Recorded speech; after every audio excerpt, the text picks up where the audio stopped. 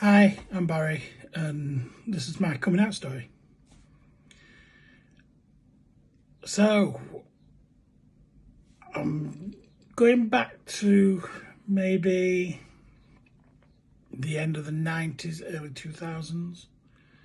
I'm not quite sure on the date, but yeah, around that. And I actually had a pretty good coming out. I've always known I was slightly different to all the other boys I hung around with in school and things like that because I found them attractive and not the girls, but they all found the girls attractive. But yeah, I would say 98, 99, maybe around that time that I came out.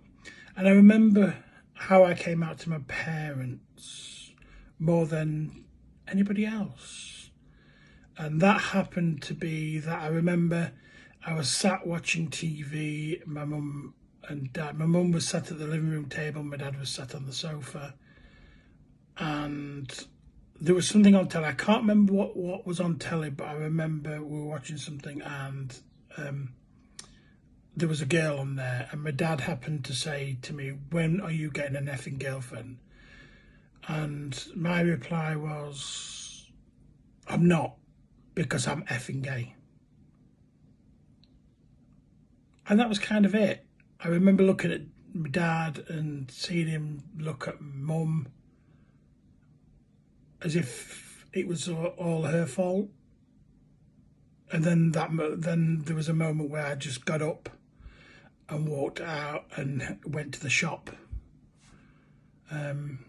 And I remember coming back from the shop, and I can only presume that mum and dad had some sort of conversation about the whole thing, because as I was coming back home, mum was going to the shop and we stopped and we had that one conversation which every parent has with a child, and I was fortunate that I had a lovely conversation. Sadly my parents are no longer with us, but I remember the conversation with mum, and it was the one which we all, as gay people, or bisexual or trans, wish we have with our parents. And that was, "I love you no matter what." And so many of us want that message, and I was one of those people who had that conversation. Obviously many don't, and many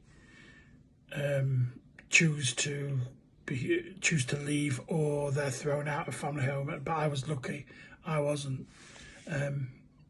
So that's always stuck in my mind. And the other time, the next part of that story was, not the other time, the next part of the story was actually my sisters knowing, because I have two sisters, and I didn't actually need to tell them. They kind of knew. And actually, funnily enough, along my journey of coming out, many other people have said, "We already knew. We already knew."